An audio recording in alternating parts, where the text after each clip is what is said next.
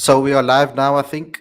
Having some problems with the technical stuff here, but we're all good right now, and we are live, it seems. Yes, we are. Okay. Welcome to Cricket Fanatics Magazine, guys. Today we'll be talking about the Ireland versus South Africa series. A lot to get through. I want to talk about what you guys would like to see in this particular match with regards to selection. We'll talk about strategy, selection, all of those type of things on today's show. That's what it's going to be all about.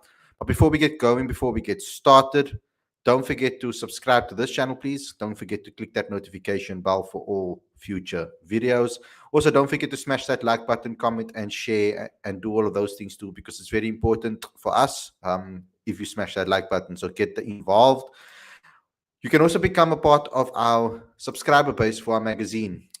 Go and download it straight away. It's 100% free, straight to your inbox every month. Link is on the screen as well as in the description.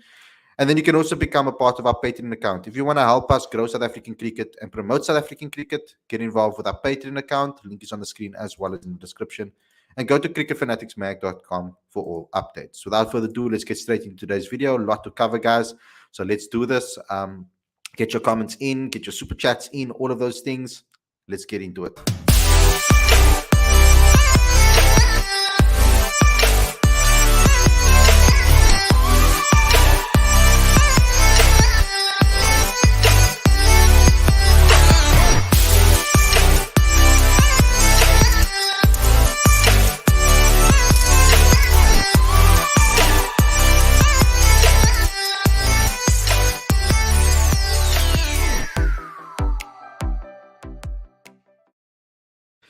A very good evening and welcome to Cricket Fanatics Magazine. This is your preview show. I'm your host, Khalid. This is my co-host today, Lubabalo. And today we're going to be discussing the Ireland series, the T20s. There's going to be two 20s, of course. South Africa obviously coming off a massive win against England. Big win for South Africa.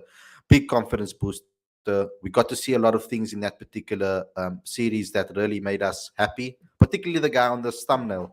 Now, I want to talk about this because Lubabalo knows him quite well. Lubabalo knows wicketkeeping quite well. Lubabalo knows Tristan's career quite well. So when we look at this situation, I mean, there's been guys that have spoken about Quinny. They're saying that maybe he should be dropped or rested, whatever word you want to say, for these two Ireland games. And just so that he can refresh and get back to the old Quinny that we know. He's been 10 matches without a score above 30. It's been... He only has one score above 30 in the last 10 games. That's what I should be saying. Other than that, he's been struggling in T20 cricket, not really finding his form. So it got me thinking about certain things. If Quinny gets rested, and I look at the situation with his team and the structure, Heinrich Klaasen is the replacement, obviously, as a wicketkeeper in this team.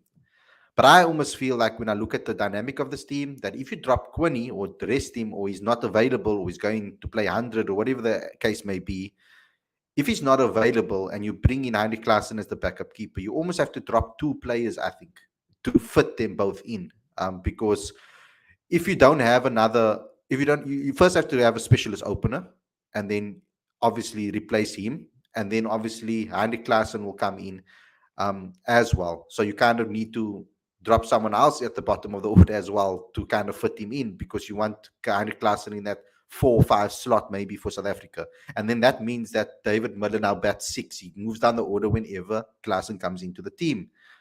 So I just had to think about it, and I was like, they tested with David Miller so long ago. You remember, as a keeper, as a backup keeper, which wasn't a great decision.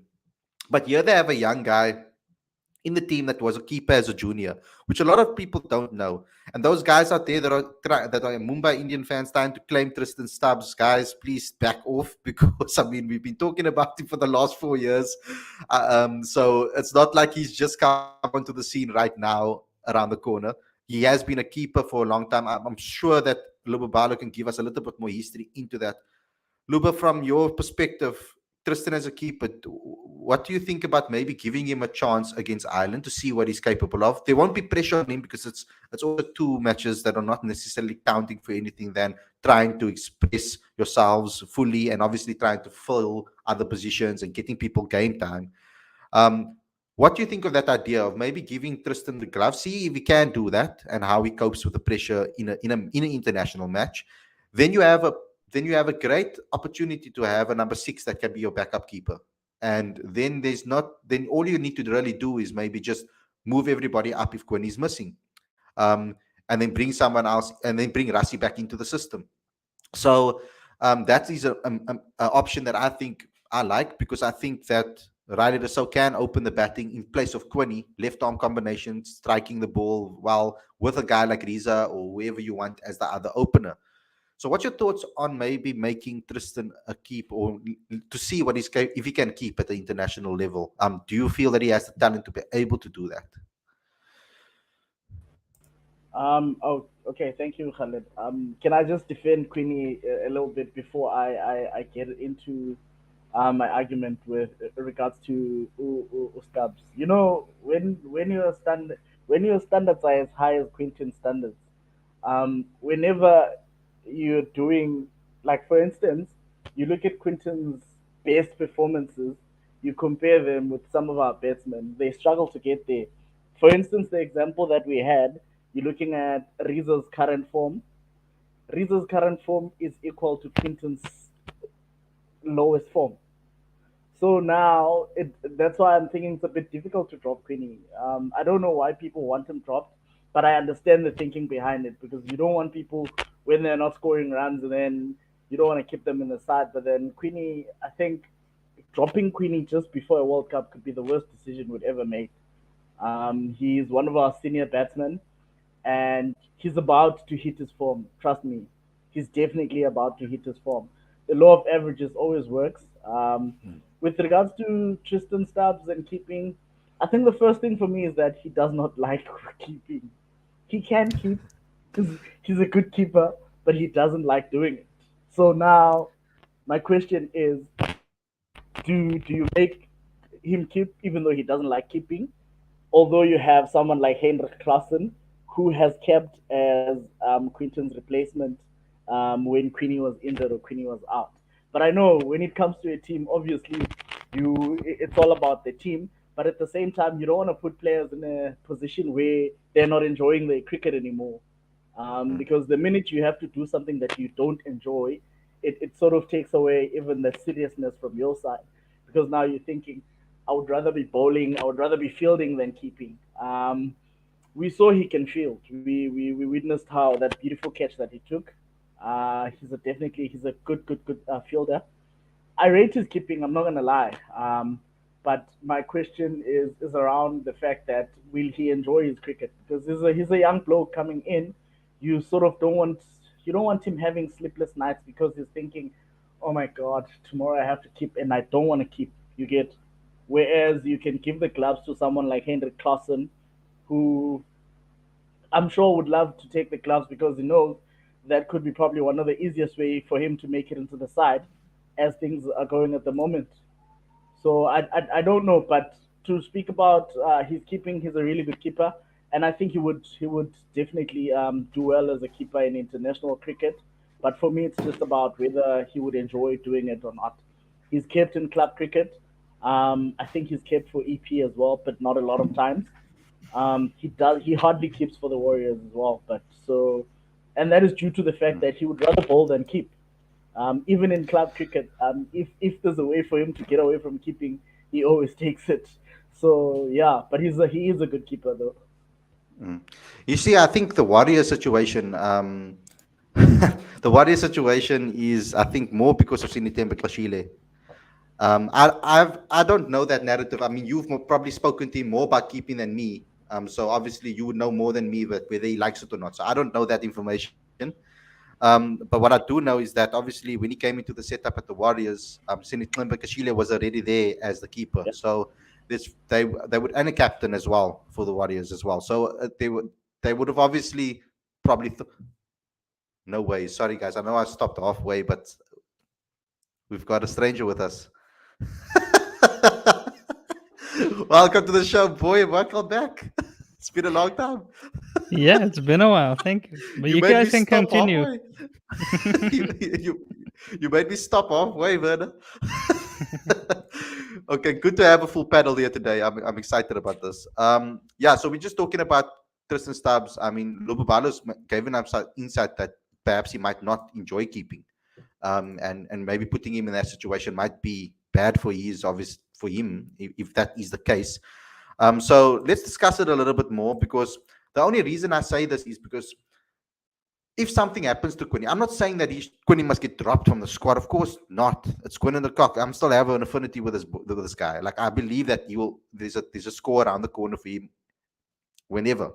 So you never know. And when I've explained his pattern before, I've said his form is kind of in clusters. So you will go games without scoring, and then suddenly score a couple of half centuries on the bounce. So the X factor play is very difficult to drop. It's like thinking about Manchester United. I'll give an example with Ronaldo. People are talking about him being dropped from the team, and the coach might not think the same way, because with everything that's happening around him, it's very difficult to drop a player of that caliber, and of Quinton the Cock's stature, because I mean he can win you a game in no time, and we know that the Proteas selectors and the coaches back Quinny. I'm thinking about situations where he might not be available.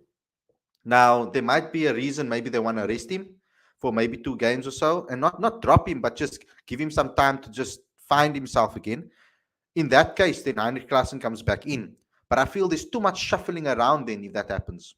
Because Heinrich comes in the middle order, and then there's Aiden needs to move, and then Rassie doesn't come in, who does come in, who opens then? Does Rilee open? Does he not open?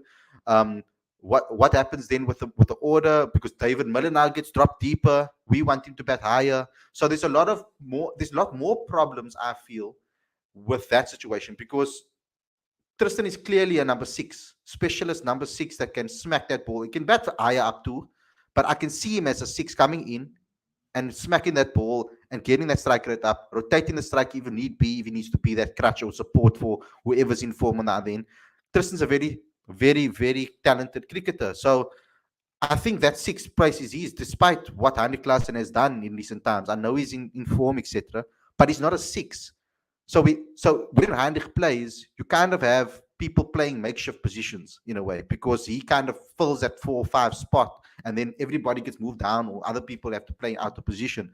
Whereas I feel if Tristan Stubbs was the backup keeper, because I don't think he keeps when he's on the field, but if he's that backup keeper as an option, just in case something happens, then not too much has to change, and that's where my concern comes in. Aditya, your thoughts on this, and then we can move on to Werner.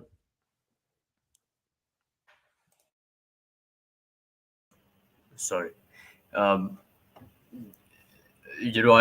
love this debate, and I'm all for ensuring that the bench strength has had enough match practice, because going into a big tournament, you want to make sure that your first 20-25 players are confident enough to hit the field even on the day of a game. So I think that's an important consideration. Having said that, I think over the last year, certainly since the time that Heinrich Klaasen recovered from a pretty bad bout of COVID, he's been trying really hard to get into some sort of form, and I feel like you put Tristan Stubbs ahead of him, that confuses the messaging a little bit. And now is the time where Klaasen sort of got back into some sort of form, and he has been regarded as the backup keeper to Quinton. So my worry is that you put Stubbs into that equation, you get him to keep against Ireland, or you start sending out that message that he is now Quinton's replacement, and I think you lose a player there. You lose Klaasen there, and I think that's not very good for man management, in my view. You're on mute, I think. What my argument to that would probably be that Klaasen should get in on batting alone. I mean, I don't think that Klaasen's keeping is as world class as Quinny's. I mean, he's a decent keeper, but I think there's other keepers in the system that are better than him technically, that haven't been picked for the side. So if he's been picked as the keeper just to be backup keeper, I don't think that's a smart move because he should be picked as a batter alone as well. In that case, But then he's so also batting out of position, right? Like in the Proteas setup. I think he's still batting out of position, no? no, Like I what's think he his bats in four. I mean, I've seen him like bat for his four for the domestic? Titans. Yeah, for the Titans, Okay. he's bat four. He's not a finisher in my eyes. That's my problem. So when they brought Klaasen in, they strengthened that middle order by getting another body in there. But this meant that David Miller kept dropping down and down to six. And I mean, I'm sure Werner would be on my side on this. We want to see David Miller bat higher at five minimum. Like that's minimum for me. I don't think he should bat at six. And if you have a finisher as talented as Tristan is, I mean, he played against England and showed no nerves whatsoever against a team like that. And I thought that was an amazing maturity shown. And he's really matured his game. So if he is a mainstay, then why not? Just have an extra option. You could have three backup keepers, or two backup keepers. Why not in the team? They did it with Carl Verreynne. Carl Verreynne was there, Heinrich Klaasen was there as well, and Quinny, and they still kept all three. So why not? Maybe perhaps test that theory. It can be one match only, even if they want to do that. If they want to just have one match where he tries it out and see if he can do it. This will be nice to have that backup option at the sixth position. That is a specialist six. Then you can just find a replacement for Quinny then. Because Rassie can then slot in at three, and then you can have Rilee Rossouw maybe open the batting. He's a left-on option, and he strikes the ball at a high rate. Werner, your thoughts on this before we move on? Yeah, I think at this stage, it's the fact that Stubbs doesn't keep Warriors, and at least says that he doesn't enjoy keeping as much. I don't think it should then be an option. It should be like a last resort option, almost like David Miller was for that previous World Cup, where suddenly they started using him as a keeper just so that he is a backup for Quinny. I think Stubbs should be a backup in that type of capacity, and like last resort. If Quinny gets injured mid match and Stubbs is the only backup keeper there, then I'd use Stubbs. But otherwise, I don't see Quinny getting dropped. I mean, he got a 90 odd in the last ODI. I didn't watch much, but so I don't think he's like totally out of form. And for him, it doesn't take much to get back into the swing of things. He had a pretty decent T20 year last year. He got plenty of 50s. Did very well against the West Indies and against can't remember now what the other side was, but he was pretty good. He's had a bit of a lean run in T20s, to be fair, in T20 internationals at least, but it only takes a knock or two, and now he's probably going to go play in the 100 and smash runs for what's the team, Southern Braves or something like that. I didn't follow it too closely, but it's something like that. So he'll probably go and smash runs there again, and then we'll be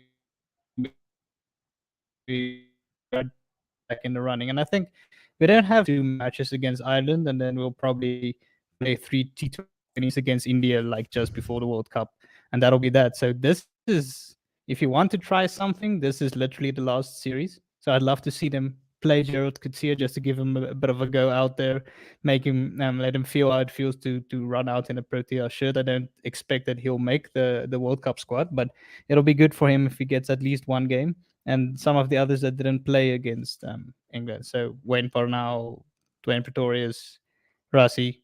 Though it feels like Rassie is all of a sudden on the outskirts. It's quite a crazy crazy situation he finds himself in, because it was like he was set number 3, right? And then all of a sudden Rilee Rossouw is back in the mix.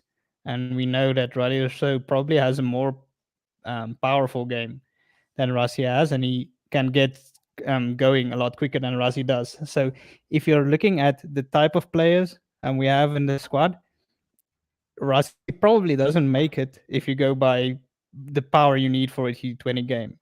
So it's quite strange, because he's still ranked very high. He has great T20 stats, but he does take a long time to get going, which has been my problem with him in this format. So it's a tough one. I mean, he catches up well, great and all, but what if he gets out I mean, I think I've talked to Lubabalo about this as well. There's no point in taking 20 balls, 25 balls to get yourself going.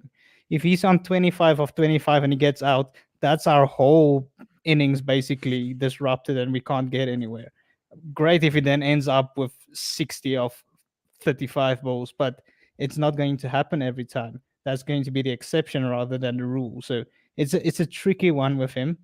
He's like an exceptional one day player, but he hasn't really nailed it in the other two formats for me, even though he has good stats.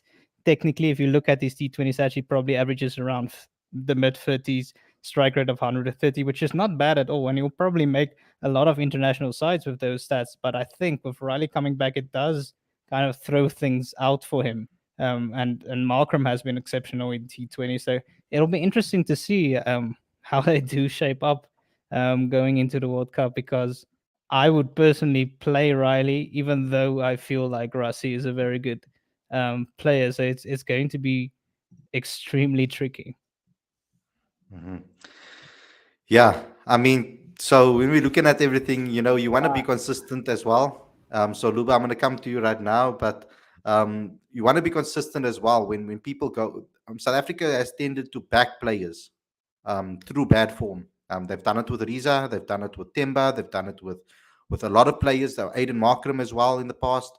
So we have do tend to back up players, and cricket is a type of game. And I want Luba to actually add on this from a coach's perspective as well, because cricket is a game that uh, it's not necessarily, you're not always going to get consecutive scores. It's something that you will fail more than you succeed. So it's important to obviously back your players as well. And I get that South Africa's mentality, and I get that Quinton is a X factor player. And to me personally, I'll be scared to drop him because if he scores if he plays against Ireland and he scores, because there is some rumors flying around that he might be going to the 100, and he won't be playing in these two matches. There are some rumors about that.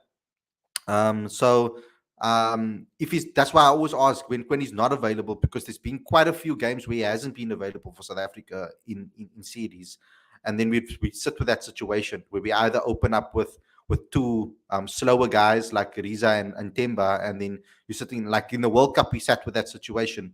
It worked out luckily for them, but we still sat with a situation where we were not playing that brand of cricket that we maybe we liked. So obviously, like for like replacements everywhere. I mean, Heinrich Klaasen shouldn't get disrespected at all because he's been brilliant as well for South Africa. So we have options. But Luba, let me ask you the question: how would you line up against Ireland? And what would be your 11? And you can also start off with what you wanted to say before I started talking, of course. All right, thank you. What I wanted to add, I wanted to add to what Werner was saying. One thing that most people don't understand with the type of cricket that Rassie sometimes plays is that it doesn't only put pressure on himself. It puts a lot of pressure on the guy batting with him, because to allow Rassie time to play himself in, you as the other guy in the other end, you have to be the one teeing off. Let's say, for instance, David Miller scores at 130 plus strike rate. If Rassie is busy scoring at 90%, David Miller needs to try and double his strike rate in order to keep the scoreboard ticking, because Rassie is still trying to play himself in. And the biggest issue with Rassie, if you paid careful attention to how Rizzo was playing, he wasn't teeing off early on, but what he was doing well is that he was taking those signals. A single makes a lot of difference as compared to accumulating a lot of dot balls, which is what Rassie tends to do. He tends to accumulate a lot of dot balls. Then, yeah, sometimes it clicks and then he fires at the end. But what happens if it doesn't click? Also, what happens if he runs out of partners in the end because they're trying to compensate for him, overcompensate for him. So for me, I would like to see Rassie rotating strike a bit more, because when you're rotating strike, it means you even getting those signals of good balls. Because sometimes when he tries to play himself in, you sometimes see him blocking balls that he would normally hit for a boundary when he's faced 20 plus balls, but sometimes it's not going to happen.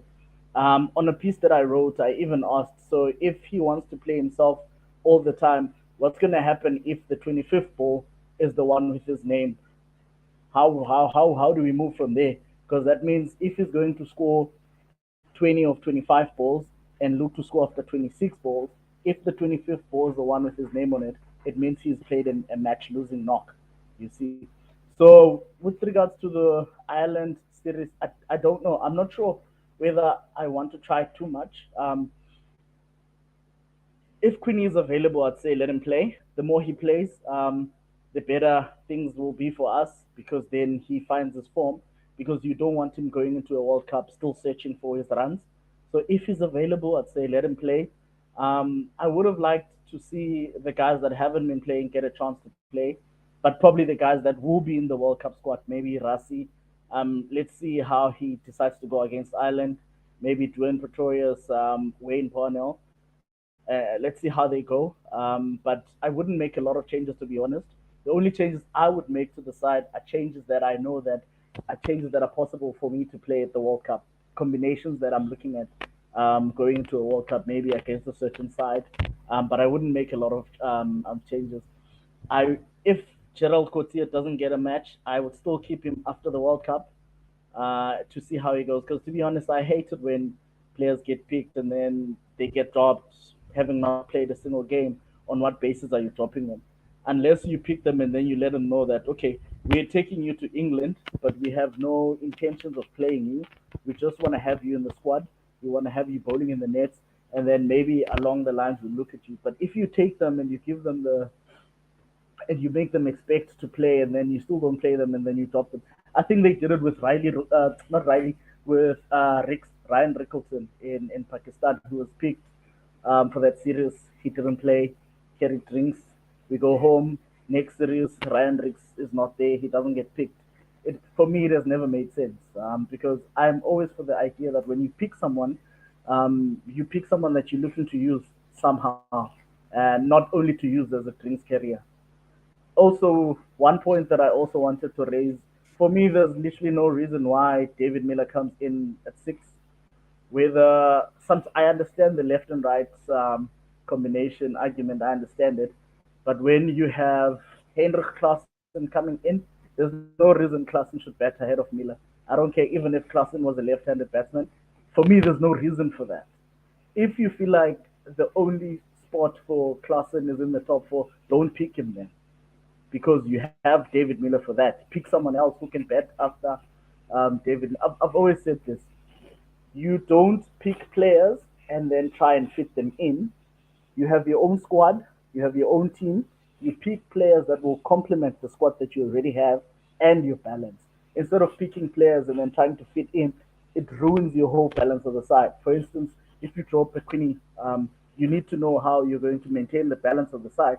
You drop Quinny, you bring in someone else, it means David Miller still drops lower down. And having Miller coming in late does not help the team. So for me, any player who's in the side that does not complement the basic balance of the side, it means that player shouldn't be in the side. It means you need to go look for someone who complements the side instead of having to ruin the balance of the side trying to fit them in. So I just want to come here and play devil's advocate over here as well because I'm a big fan of Rassie van der Dussen as well and what he's offered to South African cricket. And I was a little bit when they said he was rested, I thought at least he'll get one game against England, but obviously with after losing the first game, they continued with what they had and they wanted to obviously get Rilee Rossouw a proper chance. So currently it's looking like Rassie is the backup Rilee is the backup for Rassie at first. That's what I thought. But if Rilee continuously does what he's doing now, it's possible that they could keep him out. But I know you guys say about Rassie batting slow, etc. Majority of the times that he does perform or that he does play, he scores runs. So he does that more often than he does the opposite end. And I understand that you guys are saying that he sucks up balls and that is the case. And that it takes some time to maybe get going in certain cases, but he scores more than he actually doesn't. So in those situations, so for me, I'll take that risk a little bit because Rassie will get you most likely if you spend time at the crease, he will get you to a deeper score, and I like that about Rassie that you can count on him just because he's the only one with an average above 50. Which obviously means that he scores more than he doesn't. he succeeds more than he fails, majority of the time. So in white ball cricket, this is. I don't actually know the stats for Test cricket right now, so don't back me for that one. But I think for that occasion, that makes it very difficult for me, because who is our backup openers then? If we want to keep the balance of having one attacker and one person that kind of sits back, um, who do you think is that person that is the backup then? Because from a T20 perspective, and what makes a player the T20 player, Rilee seems to be better than Rassie at doing what we need him to do. For example, coming out of the blocks, firing, scoring those runs. It's very possible that it could keep him out of the team. It is possible, and that Rassie would be the backup because of that aspects that you guys were talking about. So I just want to know where you guys stand on that, and that's why I asked you for your teams, because I want to know where you guys stand on that. If Aditya can start, and then Werner, just give me some thought process on where does Rassie fit in, where does he fit with this side, and if you have Rilee and Rassie in form, what do you do at that point? Look, it's tough because of the position that Rassie bats at in the team. But it's hard to ignore his contribution to South Africa's white ball teams. He's just remarkably consistent, and I know that it's been a bit of a challenge, for him to sort of get off the blocks and score at the clip that would be ideal for the team. But it's hard to dispute the fact that he has the volume of runs behind him. So now, I think the challenge is that if there's only space for one between Rilee and Rassie, and you pick Rilee, and Rilee doesn't score runs, then I think that's going to cause massive problems, because here you've got a Mr. Consistent who is experienced. He's got a good head on his shoulders. He plays well under pressure, and you haven't picked him because you wanted more power hitting. So in an ideal scenario, you'd want both in your team, but if there's space for only one, I'd go with Rassie, because he's done the hard yards for South Africa, and he's performed well in bilaterals and an ICC tournament. So personally, I'd find it hard to leave him out. And I know that he's not ideal. He's not an ideal starter in white ball games. Even that game where he scored 94 not out against England, I think he was like 48 or 45 or something like that, and 48 of 38 or something like that. And that's not ideal. That's definitely not ideal. He probably needs to sort out that facet of his game. But I think if you actually want to replace Rassie van der Dussen in this white ball team, then you'd have to be a very brave team management to do that. Yeah. And I'm not going to lie, I'm a coward. I'm not going to stand on this one. I'll just support whoever they pick. But at some point, if we're talking about, which player you should support, and we're talking about, things like processes, to get into the team and to stay in the team and things like that, then, at some point, I think the team management also has to be loyal, because, you drop, because if Rassie van der Dussen, he's got the runs behind him, and you still drop him, what sort of message does that send to the other players in the team? That even if you're scoring runs consistently, that's still not good enough, because they could still drop you for someone who has another skill set that's in demand. And I'm not sure that's Rassie's fault entirely.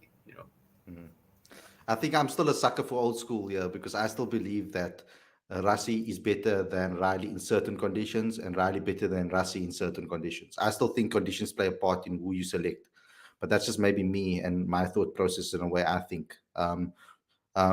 So because especially on those UAE tracks that were difficult to hit the ball out of the park, I think Rassie, for me, I would pick in that situation, and running between the wickets too, I would back Rassie over Rilee for that too. So maybe I'm psycho for thinking that way, but yeah. But look, he performed when it mattered the most, right? It was that England game where South Africa really needed to win. So when it mattered, he performed. And we can take the same for that first game against India, where he was really struggling. For the first 20, 30 balls, I think he was on 29 of 30 before he teed off. But look, again, that game mattered, and he performs when it matters. So I think that's an important consideration. And look, I think Justin's talked about compare stats. I mean, Rilee's come back to play one series. I mean, I'm not sure you can compare Rilee and Rassie there. Rassie's been with the white ball team for the last 3 years. So I'm not sure there's much of a comparison there, bro. Yeah. Okay, let's bring you in here, Werner. And I didn't mean to bring up a whole discussion between Rilee and Rassie, but so I love Rassie, and I think he's a great player, and I do think it would be very harsh to drop him from the side. I originally thought like Rilee would be like a straight swap for Temba, with the fact that up till now Me too. Riza Hendricks was struggling, and I thought okay maybe Rilee will open with Quinny, and then we'll have Rassie at 3, Markram 4. And then suddenly Riza scores 3 back-to-back 50s, which kind of throws the whole thing out the window and makes it very difficult, because it tends to be like this in our sides. It's like the top order all perform, and we struggle to get like firm the middle order. At least in T20s, we have Markram and Miller who's like solid, and we know what Stubbs can offer, and we've seen what he can offer now against England as well. But it does make it very tricky to end up with what 11 will we go with. So if before this England series, I would have said Quinny and Rilee to open, Rassie, Markram, Miller, Stubbs, or Klaasen, but I would have gone with Stubbs because I know what he can bring, Yeah. and I've seen it domestically, and it's not like okay he performed domestically, so he's going to perform internationally. It's like he dominated domestically in a way that none of the other players could in a T20 challenge on a slow pitch, down at St George's, where everybody was striking at 120 or less. He was going at 180. That gap is massive, and that told me that he is good enough to make it here. And I still feel, even though a lot of people might differ from me, that our domestic system is pretty strong. When you compare it with some other countries and some other leagues, I still believe that our domestic system is pretty strong, and we have good bowlers challenging the batters. And so I feel if you're doing extremely well and standing out above the rest domestically, you will probably succeed internationally as well. So, but to get back to the point, English are Rilee- overrated, guys. England cricket is overrated, man. yeah, I do think that even the county system it's not as strong, especially Division 2 cricket. Like if you go and perform in Division 2, it doesn't count for me. If you do well in Division 1, maybe okay, fine, it can still count. But Division 2 is really it was I looked at some of the matches here and there. It was some of the flattest tracks with the worst bowling. I mean, Vian Mulder made it 200. Was it 200? It Yeah. wasn't 200, right? And Yeah. Katie Jennings is scoring. yeah, there too, it was trash bowling. I mean, he got like 5 full tosses that he put out way to the boundary and off volleys and stuff like that. So I definitely don't rate county cricket higher than our domestic system. But sorry, going off track again. So Rilee versus Rassie, I don't think it should really be a Rilee versus Rassie thing. I think it comes. But now this will start a whole new debate again. What do you do when Temba comes back? I guess Exactly. is I the don't main know. question. I guess that's the one main thing hanging over all of this. If Temba comes straight back in as captain, but he is not a better batter than any of our top order batting options right now, and that includes Riza Hendricks now because Riza is in great form, then what exactly do we do? Do we say, no, well, he's captain, he comes in, he opens with Quinny, then what do we do with the rest of the lineup? And that makes it tricky. Do you then immediately send Riza back to reserve 11? Then do you send, say, to Rilee, sorry, you've come in, you've performed very well, you've made a 94, 96 versus England, but sorry, you're going to ride the bench as well. We'll have Temba and Quinny with Rassie at 3, Markram 4, Miller 5. And then Boucher said, no, sorry, my favorite is Klaasen. So Stubbs, you're on the bench as well. And man, you're gonna hear an outcry. So it is a very tricky situation where we find ourselves right now. But I Yeah, you know, guess Mike. in some ways it's a better situation than not having good options, right? Exactly. That's also a good thing. My thing was when Rassie got picked immediately at the beginning in T20 cricket. I mean, I know him more as an opener than as a number three, personally. I've always thought that that was where he's going to be selected when he gets selected in white ball cricket. And they didn't do that. I mean, it was always either Riza or either Temba. So I'm going on track record here. I can only go on what has happened already, and not what I think the selectors can do. Now, the same with Rilee Rossouw. When Rilee got picked, I thought it was a replacement for Temba at the top of the order as an opener. That's where I thought. And then I looked at the stats, and he's been batting at 3 for his entire time that he's been batting in T20 cricket now recently. I haven't hardly ever actually seen him open the batting. And even for the T20 knockout competition, he was batting 3 there too. So then I was like, now I'm confused because now it seems like Rilee and Rassie are competing for the same position. And I'm like, but why does it have to be like that if they're different players? So that was my concern when it comes to that. And with Temba's form currently and the fact that he's injured, I don't see a place for him when he comes back, unfortunately, and that's the big problem that I'm finding over here. And I don't know how they're going to work that out and what they're going to decide over here with regards to Timber, because he is the big problem. When he comes back, who misses out? Because everybody is now on form, and it's going to cause a crazy outcry from everybody if these things happen. So anybody weigh in over here, guys, because I don't know where I sit on this one, because I wanna support whoever's on that field, and that's always what I want to do. Whoever gets selected, back them 100% once they're selected. But this type of discussions are there for this, to discuss what are the options. And at the moment, I don't think they have ever considered a backup for Quinny. It's Quinny, or they just will decide what they're going to do. So like it's never been like, okay, like you never actually seen that. And I think maybe Rassie is a good option as maybe a person that could open as well.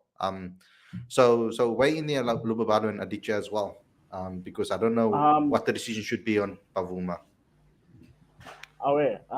First, something that I want to say is, there's a mistake that most of us make when it comes to selection. I think we tend to focus on matching players up a bit too much. For me, as I said previously, for me, it's selection is more about. It's not necessarily about who's better than who averages higher than who. Yes, obviously those things factor, but at the end of the day, it's about who balances the side better, who complements the side that's already been picked better. For an example that I like to make is, let's say we want to pick a number 4 better in a top 7 that doesn't have in a top 7 that only has one all rounder. You have a guy that can give you part-time off spin, but averages, let's say, 37. And then you have a specialist batsman that averages 50. Who do you pick? Obviously, the specialist batsman is a superior batter to the guy that bowls part-time off spin, but now he doesn't balance your side out. He doesn't complement the rest of the side that you've already picked. So there's nothing wrong with going in with the guy that averages 37, but will give you a couple of overs because you need those overs. So for me, a lot of things come into play when we talk about selection. It's not just about who's more talented, who's better, whose average is more, who's the left. We have to factor a lot of things, and the primary goal is to find a balanced side. So my question is, you have Rassie sitting out. Is it true that Rassie is competing with Rilee? That's the first question. It's a pity we don't have anyone who's a selector for the Proteas here. But is it true that Rilee is competing with Rassie? Personally, I don't think so, because both of them they offer something different, and both complement the side differently. So now, for me, to be honest with you, I think the only question here, in terms of who gets into play, it's between Temba, Riza, and Rassie. There's only one spot in the top 6 open, personally, for me, because these 3 guys, I believe they play the same role. And I also believe that Mark Boucher believes in having someone who plays the way that these 3 guys play. Mark Boucher likes having someone who's going to come in and sort of play that anchor role. So it means there is room for one of these guys. But now the question is who? Temba is captain but out of form. Rassie plays similarly, but unlike the other two, he can kick on when it's his day. We have Rieze Hendricks. He's played a really good series against England just now, but is three matches enough to say Rieze has cemented his place in the side? Because honestly, it's only been 3 matches that he's really fired. So for me, I think for us, our best team will not have two or three of them, but it will have only one of them. But now the question is, who would that be? For me, all three of them wouldn't be in my T20 side. I'm going to be honest. They wouldn't be in my T20 squad. Rassie wouldn't make my T20 squad. Temba wouldn't make my T20 squad. Rieza, regardless of the last 3 matches, wouldn't make my T20 side. For me, I personally believe T20 cricket is about how you score runs, not necessarily about being too consistent. For me, if you average 35, but you have a massive strike rate, I'd take you over a guy who averages 50 but doesn't have a massive strike rate, because at the end of the day, T20 cricket is about scoring big, especially if you have guys that can hit boundaries freely and still rotate strike. Because I think with these 3 guys, that becomes the issue. They get bogged down, and when they get bogged down, is they forget to rotate strike. It kills the momentum. It means now the other guy who's betting with them must now try and double his strike rate. For me, my team, Queenie, I would definitely open with Queenie. I wouldn't drop Queenie, and probably open with and open with someone like Rilee. Then that means I can still have Heinrich and Stubbs on the side, as opposed to having Temba, Rassie or Reza. But I think Mark Boucher, he likes having that guy who's gonna anchor. So for me, I'd like to choose one between Temba, Rassie, and Reza, but it's gonna be tough. Temba's our captain. How do you just decide out of the blue to drop your captain? He's injured. He hasn't been performing. Is that basis enough to drop him just before a World Cup? And I mean, it was a crazy selection in the first place. I was quite shocked when it happened, when they made him T20 captain, not just like selected him, they made him captain too. So that put extra importance on him. And I was a bit shocked at the beginning because I was like, but this guy, he's not playing in the T20 leagues. I mean, he plays in the South African league when he does. Is he ever going to play in T20 leagues? Is he ever going to be a T20 specialist? I don't think so at this time of his career, maybe. He's going to have to improve his ability and his scoring options a lot more if he wants to put himself in that category and in that thinking. Um, and also, I think there's certain conditions that suit Temba a little bit more, than those gritty knocks that he does play in T20 cricket. Like he saved us in that game in the UAE with his. It required that type of batting, and it helped, and it worked for that match. But you can't just keep a player around for one type of condition. You have to have people that can play more than one scenario. That's very important to have versatile players in your team. And currently, our most versatile players are the likes of. I was hoping that it would be Quinny. He's not in form currently, and I think I'm still going to stay true to it. I think he is one of the most versatile players that we have. And then we also have, for example, a guy like Rassie who can bat in 1 to 4. I still think he's quite dynamic. He's trying to. We can see that he's trying to improve his game. He spoke to us about it as well on the channel on how he's trying to improve his scoring options. We've seen how he's added his game has kind of 360 with regards to playing spin. He's found other ways of playing spin that is really attractive to me. I think Rilee might a little bit struggle against the spinners. Although we did see him play at Bristol, etc. He played okay against them, but we saw he got cleaned up by a good delivery, but we don't know what his ability is in spin. That's why the India series is going to be so blooming important to make our final decisions on things.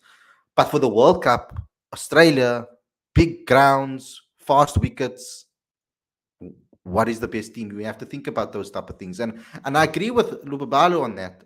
Having one of them in the side is probably the way to go, rather than having 3 of the same type of players in the team. It kind of stops you from having massive guys that have a higher strike rates down the order. And you want to try and fit in all your versatile players all in the top six, kind of, and that's what I'm hoping for, because I mean, that will make us more dangerous, because then it doesn't matter what conditions we play in. These guys can adapt their game to the style, and not just have guys that can only play in certain conditions, etc. Um, and I just want, yeah, it's gonna be tricky to make the decision on what way the direction they're going to go. I've got an inkling that they drop Riza, and I don't know why I have this inkling.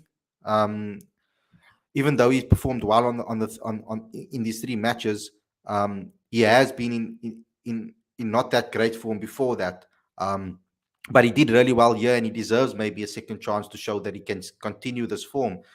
But it's almost also kind of unfair, because how many times do you get guys that score three consecutive half centuries in a series? Like, you don't really get that very often in matches. Quinny's done it a couple of times in certain series. I've seen him do it. Or not. If it's not three, then it's two half centuries or two massive scores. So it's going to be a massive headache that they're going to be sitting with, Mark Boucher. Can we get into the discussion of what we want to see in this game tomorrow? Who we want to see play? Werner, can we get your 11? Aditya, can we get your 11? And then Lupalo, can we get your 11, please?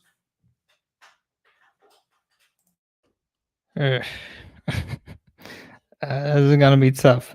So I will play Quinny unless they decide to rest him and he goes to the 100 or something. But they haven't said that he won't be playing, so let's assume he will be playing. So I'll have him opening with.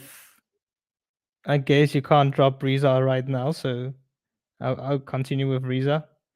But then it's gonna be tricky because I do want to play Rassie, so maybe. uh, okay, so it's really tricky. So maybe if we move Rilee a spot down, and then we're going to be forced to drop Stubbs just to give Rassie a go. So then it'd be Rassie 3, Rilee 4, Markram 5, Miller 6. But then again, that's again the trouble because I don't want Miller that low down. So it doesn't really work for me. So ideally, I'd have Rilee open with Quinny, even though Riza has had amazing series against England. And then 3, Rassie, 4, Markram, 5, Miller, 6, Stubbs. And then I would give Parnau a go ahead of Pechelquayo in the series. He did pretty decently against India, and I'd like to see him get another go. Then I'd even go as far as not playing Keshoff in the series, just to play Dwayne Pretorius as well, give them both a run. So I'd have Pretorius at 8. Then 9, I'd give Gerald Coetzee a go. Then 10, I'd play Lungi Ngiri. And I'll continue with Shamsi because Shamsi needs as much confidence as he can get. So more game time is good for Shamo. And I'd like Norkia rested and ready for the test series if he will get a spot there. So yeah, that's how I would go.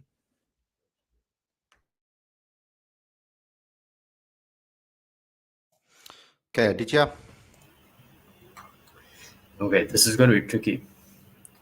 I'm not going to pick in particular order. David Miller 5. So moving from there. Riza Hendricks and Quinton open. So you've got that. Rassie van der Dussen, Aiden Markram. And then from 6 onwards, Tristan Stubbs, Barnell, Shamo, Gerald Coetzee, Marco Janssen, and I don't think Marco's in the T20 squad. He's not on the team? Gerald's is in his place. Yeah, Okay. Gerald's in his place. Gerald, Wayne Parnell, and Dwayne Pretorius. I'd love to see Pretorius and Parnell play in the same team and see how that goes. Okay, Luba. Okay, my team would be I'm keeping Queenie unless he's unavailable. And yes, I'm not dropping, but dropping, same thing.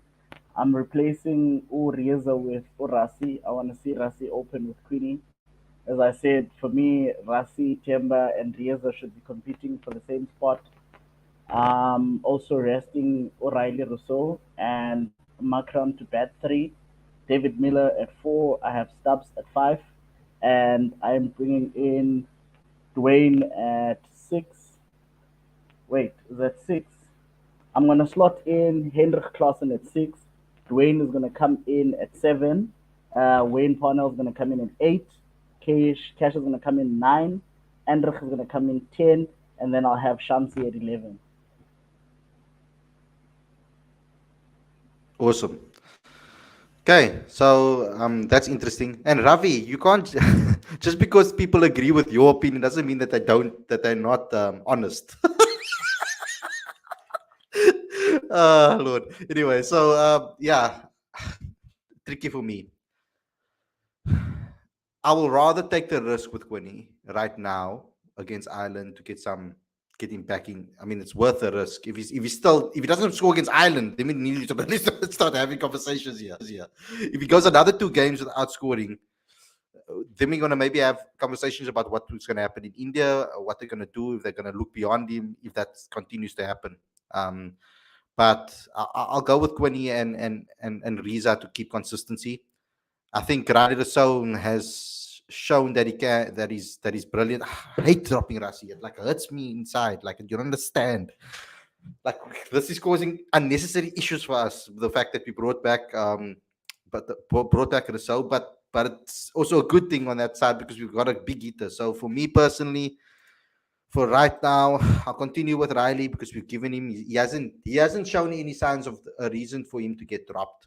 So I'll go with him and test him another two games. Then at four, Aiden Markram. I think Aiden Markram with that extra bowling option is so important for me. I do think that that's an important factor. Plus, he's scoring good runs. So at the moment, he's a key factor in our team. So I'll go with Aiden.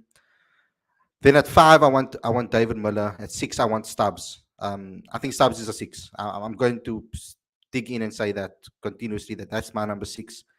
I want to see a 7 and 8 of Parnell and Dwayne. I like you guys have said the same thing. I want to see them play together. I've been asking for them to play together because I don't know why not. And then yeah, Kesh. I don't think let's not play. Maybe don't play Kesh for this particular game. And then go with your bowlers, whoever's available. So I think Heinrich Nokia, Cage is obviously injured, guys. So he's out of the series. So Heinrich straight in. And Lungi, of course. Lungi's our best T20 bowler. And then having Shamo at the end is what I want to see as well. So yeah, that's the team that I'm going to go for. Very, very difficult. And shout out to the Garden Route badges, yes. The 6-gun grill Garden Route badges. I'm sorry, SWD. Say that for laughing, quickly but that 6 is times. an atrocious name. Wow. I mean, I feel sorry for the guys that are sponsored by the people involved because they're gonna have to say what they need to say. Quibus coming in with a fat super chat over here. Thanks a lot, Quibus. This is his team. He says Quinton, Kock, Rassie, Markram, Miller, Stubbs, Parnell, Pretorius, Nokia, and Gedi, Shamsi. Actually, I wouldn't mind seeing this team either. It's a pretty decent team. I don't mind seeing this team either, but I think I'm gonna go with my team just to reward form because they've done that consistently, and I'll kind of be within that. So yeah. Anyway, guys, final thoughts. Let's go with Luba, Aditya, and then end off with Werner. Away. For me, Queenie is gonna bounce back. Too soon to drop him, and I also would have liked to see the team try out different things against Ireland, but I don't see the guys that will make the squad playing. I don't think we might see Gerald Coetzee play, and I'm keen to see how they will go about the Temba issue. Um, they made him captain. As I said the other night, they knew what they were doing when they made him captain, and it was a brave call. Let's see if they can make an even braver call. I'm not gonna say what call that is.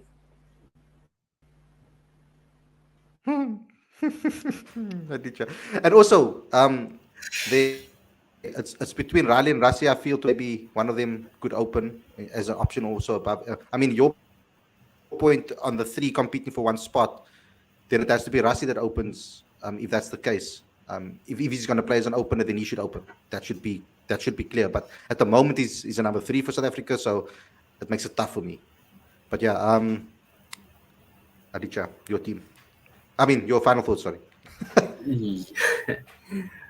Well, I love how we're almost taking for granted that South Africa is going to win, and that's great. I love the confidence.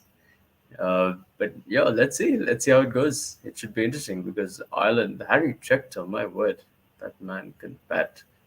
So yeah, let's see how it goes with Ireland. They're not a team to be underestimated, and either way, I guess for Ireland's sake, for cricket's sake, it's a competitive series.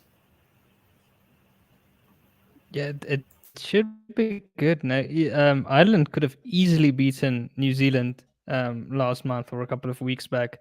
The Talented team. New Zealand just about scraped past in 2 of those matches. So Ireland have really come a long way, and I agree about Harry Tector. I'm very glad that he's now gotten contracts in the CPL and that whatever you call it, that 60 something that like precedes it.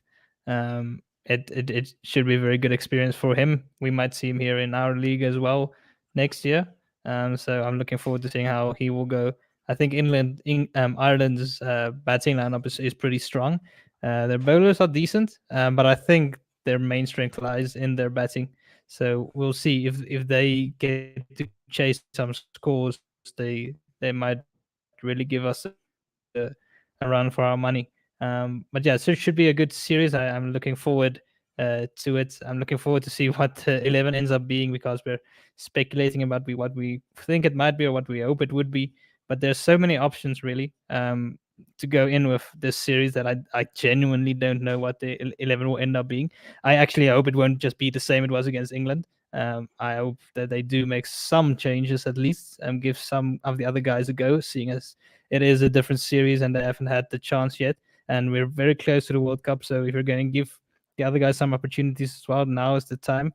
I think by the time we get to play India just before the World Cup, we're going to play our strongest possible 11 or the 11 that they think about going in with at the World Cup.